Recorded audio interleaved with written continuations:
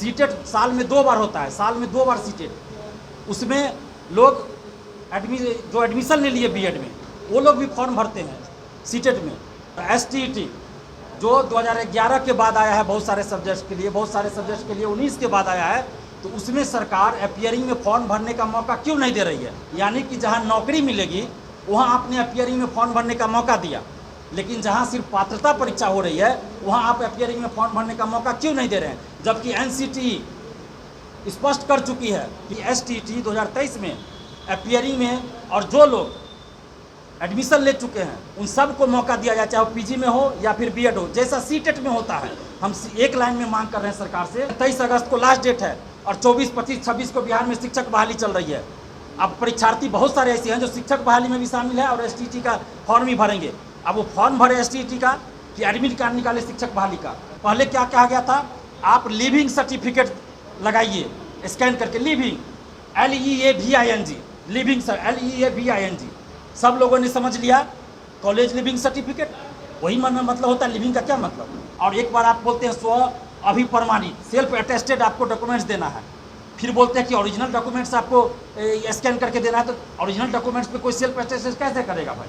Original documents पे self attested होता है। आखिर एसटीईटी 2023 में अपियरिंग में क्यों नहीं मौका दिया जाना चाहिए? आप मौका दीजिए। जब शिक्षक बहाली में आप अपियरिंग में मौका दिए हैं तो फिर इसमें क्यों नहीं दीजिएगा? 3-4 महीना 5 महीना पहले ये कहा गया, अमर सिंह यूनिवर्सिटी हो, भीमराव अम्बेडकर यूनिवर्सिटी हो, सबका सेशन लेट चल रहा है। किसी का बीएड का फाइनल रिजल्ट पिछले साल आना चाहिए था, जून जुलाई में, अभी तक नहीं आया है। इसमें स्टूडेंट्स का क्या गलती, अभ्यर्थी का क्या गलती? और सबसे बड़ी बात, जो एनसीटीई है, जो शिक्षक पात्रता निर्धारित करती है, शिक्षक बहाली जो भी होता है उसका क्राइटेरिया वो बनाते हैं, तो सब चीज़ पे नज़र रखती है एनसीटी, उसका गाइडलाइन है। एनसीटी का वेबसाइट पे आप देख सकते हैं, ये आदेश है 4/8/2022, 4/8/2022 का ये आदेश है कि कोई स्टूडेंट अगर टीचर ट्रेनिंग कोर्स में एडमिशन ले लेते हैं तो उनको आप पात्रता परीक्षा से वंचित नहीं कर सकते। सीटेट जैसे होता है या अन्य जो पात्रता परीक्षा उससे आप वंचित नहीं कर सकते। सीटेट साल में 2 बार होता है, साल में 2 बार सीटेट। उसमें लोग जो एडमिशन ले लिए बीएड में वो लोग भी फॉर्म भरते हैं सीटेट में। और यहाँ जब एसटीईटी आप हर साल नहीं निकाल रहे हैं, सीटेट 2 बार आता है, उसमें वो लोग फॉर्म भरते हैं जो बीएड में या डीएलएड में मान लीजिए एडमिशन ले लिए, अपियरिंग में भी भरते हैं और जो एडमिशन ले लिए वो भी भरते हैं। अपियरिंग तो अलग चीज़ हो गया कि फाइनल ईयर में है, रिजल्ट आने वाला है, लेकिन जो एडमिशन ले लिए फर्स्ट ईयर में ही क्यों ना हो वो भी भरते हैं। और एसटीईटी जो 2011 के बाद आया है बहुत सारे सब्जेक्ट्स के लिए, बहुत सारे सब्जेक्ट्स के लिए 19 के बाद आया है, तो उसमें सरकार अपियरिंग में फॉर्म भरने का मौका क्यों नहीं दे रही है? ये सवाल हमारा सरकार से है, खासकर नीतीश कुमार जी से है, क्योंकि 17 साल से वो मुख्यमंत्री है, तो जाहिर सी बात है उन्हीं से ज़्यादा मांग होगी। बाकी जो भी पार्टी है वो तो आते जाते रहती है नीतीश कुमार के साथ। तो नीतीश कुमार जी से हमारा ये मांग है कि जब आप शिक्षक बहाली में, जो बीपीएससी शिक्षक बहाली अभी चल रही है, उसमें आप अपियरिंग में, चाहे वो बीएड अपियरिंग हो, डीएलएड अपियरिंग हो या सीटेट अपियरिंग हो, उसमें आपने फॉर्म भरने का मौका दिया। यानी कि जहाँ नौकरी मिलेगी वहाँ आपने अपियरिंग में फॉर्म भरने का मौका दिया, लेकिन जहाँ सिर्फ पात्रता परीक्षा हो रही है वहाँ आप अपियरिंग में फॉर्म भरने का मौका क्यों नहीं दे रहे हैं? जबकि एनसीटी स्पष्ट कर चुकी है कि कोई अगर एडमिशन ले लेता है तो उसको आप सीटेट या कोई भी पात्रता परीक्षा से वंचित नहीं कर सकते। सुप्रीम कोर्ट का भी आदेश है इससे संबंधित और एनसीटी ने उसी का जिक्र किया है। तो हम सरकार से मांग कर रहे हैं कि एसटीईटी 2023 का जो फॉर्म आया है उसमें अपियरिंग में फॉर्म भरने का मौका दिया जाए, चाहे वो बीएड हो या फिर पीजी अपियरिंग हो। पीजी 2 साल का कोर्स होता है, लेकिन बिहार में बहुत सारे यूनिवर्सिटी क्या 100% कर दीजिए, पटना यूनिवर्सिटी छोड़ दीजिए, तो बाकी सभी यूनिवर्सिटी में 2 साल का कोर्स 3 साल 2.5 साल में पूरा होता है, 3.5 साल में पूरा होता है। इसमें गलती किसका है? क्या बिहार के स्टूडेंट्स का गलती है? क्या बिहार के स्टूडेंट्स की ये मजबूरी है? क्या बिहार के स्टूडेंट्स का ये गुनाह है कि उन्होंने बिहार के यूनिवर्सिटी में एडमिशन लिया? बीएड का देखिए, चाहे मगध यूनिवर्सिटी हो, कोई यूनिवर्सिटी हो, उसका सेशन लेट चलता है, एग्जाम हो गया तो रिजल्ट आ जाता है तो मार्कशीट नहीं मिलता है। अभी हमारे पास खासकर मगध यूनिवर्सिटी का फोन आता है स्टूडेंट्स का, 5,000 रुपया मांग रहा है स्टाफ, 5,000 रुपया दो, तुरंत डिग्री सर्टिफिकेट दे देंगे, फलना सर्टिफिकेट निकाल के दे देंगे। ऐसे 4 महीना 5 महीना 1 साल भी लगा, इसे खुलेआम बोल रहे हैं मगध यूनिवर्सिटी वाले। तो सरकार क्यों नहीं इस पर कार्रवाई कर रही है कि 5,000 किस चीज़ के लिए मांगा जा रहा है? तो हमारे जब आपका सेशन लेट चल रहा है, बीएड हो या पीजी हो सबका, तो क्यों नहीं आप अपियरिंग में फॉर्म भरने का मौका दे रहे हैं? इसलिए हम ये मांग कर रहे हैं सरकार से कि एसटीईटी 2023 में अपियरिंग में और जो लोग एडमिशन ले चुके हैं, उन सब को मौका दिया जाए, चाहे वो पीजी में हो या फिर बीएड हो, जैसा सीटेट में होता है। हम एक लाइन में मांग कर रहे हैं सरकार से कि जो सीटेट में होता है, जिस तरह से फॉर्म भरने दिया तो उस तरह से आप एसटीटी 2023 में फॉर्म भरने का मौका दीजिए। दूसरी बात कि आपको इतनी हड़बड़ी क्यों है सरकार?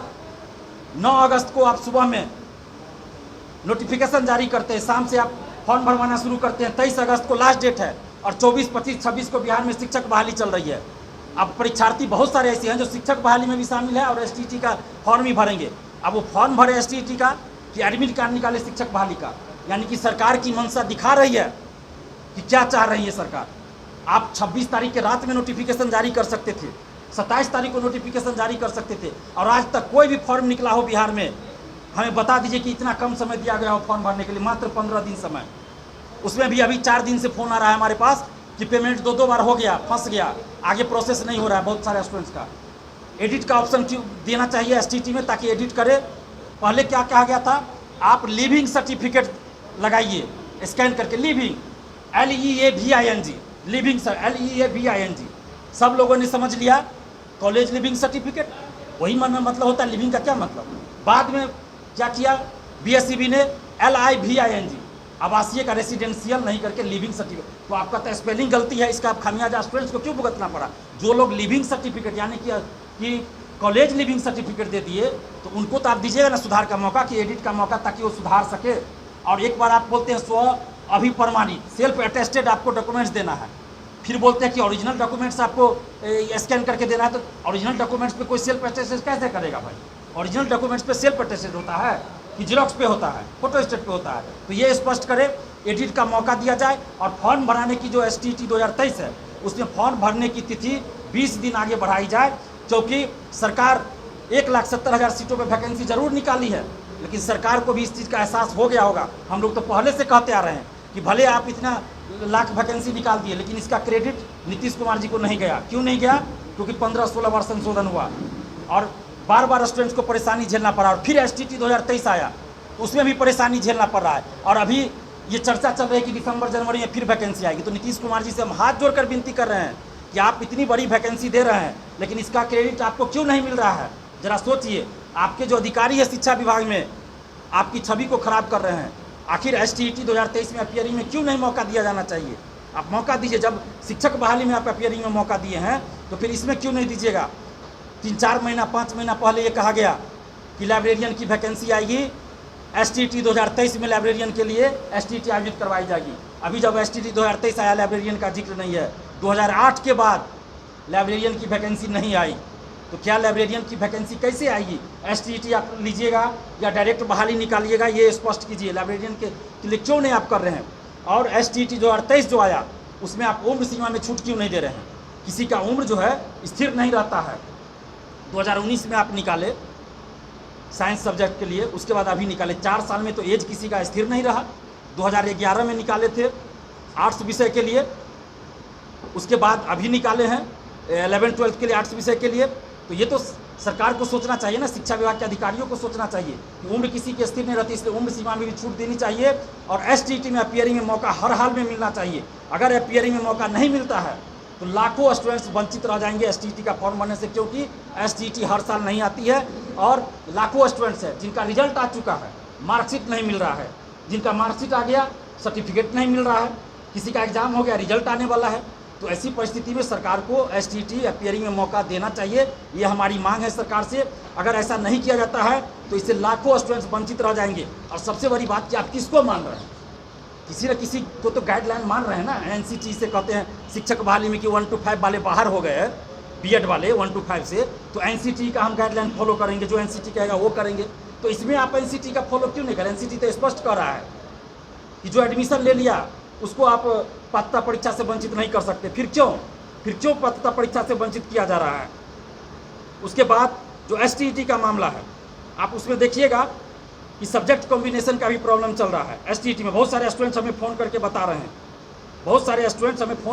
रहे हैं कि सब्जेक्ट कॉम्बिनेशन का भी प्रॉब्लम है। तो सरकार को ये देखना चाहिए। उसके बाद केंद्र सरकार से खासकर हमारी मांग है कि बीएड वाले जो हैं 1 to 5 में जिनको बीएड वाले को बाहर कर दिया गया, तो केंद्र सरकार से हमारी मांग है कि आप इसमें हस्तक्षेप कीजिए और बीच का कोई रास्ता निकालिए जो बहाली पहले आ चुकी है सुप्रीम कोर्ट के आदेश से पहले, उस पर ये लागू ना हो, इसके लिए आप कुछ कीजिए, अध्यादेश लाइए।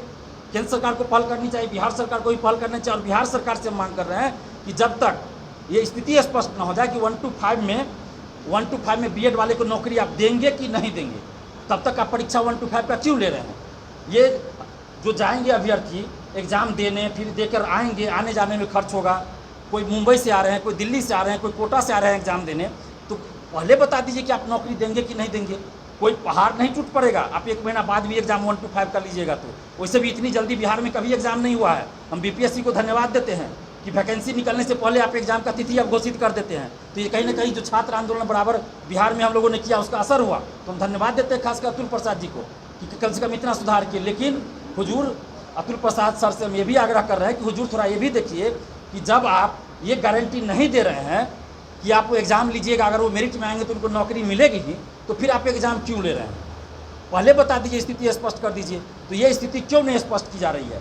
तो ये हमारी मांग है केंद्र सरकार से भी, बिहार सरकार से भी। और एक और जो बड़ी बात है कि बिहार में शिक्षक बहाली 1,70,000 सीटों पर चल रही है, उसमें ये 5 लाख 7 लाख की बोली लग रही है कि 5 लाख 7 लाख दो, आपका हम करवा देंगे। तो हम हाथ जोड़कर विनती करेंगे बिहार के समस्त अभ्यर्थी से कि ऐसे दलालों के चक्कर में ना पड़े। दिलीप कुमार वो शख्स है जो 1 साल पहले ये कहता था कि बीपीएससी भ्रष्टाचार का अड्डा है, और बीपीएससी ऑफिस के गेट के बाहर जाके हम प्रेस कॉन्फ्रेंस करते थे, और परीक्षा नियंत्रक और उस समय के जो अध्यक्ष थे RK महाजन जी, उनके खिलाफ हम बोलते थे। लेकिन अब चूंकि बीपीएससी में बहुत सुधार हुआ है और बहुत अच्छा से काम हो रहा है, तो हम विरोध के लिए किसी का विरोध नहीं करते हैं, हम सुधार के लिए विरोध करते हैं। जहाँ गलत होगा वहाँ विरोध करते हैं। तो अभी बीपीएससी से जो शिक्षक बहाली हो रही है, तो इसमें मुझे विश्वास है कि कोई धांधली सेटिंग नहीं होगी, कोई पेपर लीक नहीं होगा। इस तरह की व्यवस्था की गई है अतुल प्रसाद सर के द्वारा कि कहीं से पेपर लीक की संभावना नहीं बनती है। हाँ, ये बात जरूर है कि बिहार के 3-4 अधिकारी, बड़े अधिकारी पेपर लीक कराने में लगे हुए हैं। 3-4 अधिकारी और कर्मचारी सेटिंग धांधली में लगे हुए हैं। और ये अभ्यर्थियों को कह रहे हैं उनके आदमी कि 7 लाख दो, हम सेटिंग करवा देंगे, OMR सीट बहाल से रंगवा देंगे, तो क्वेश्चन दे देंगे।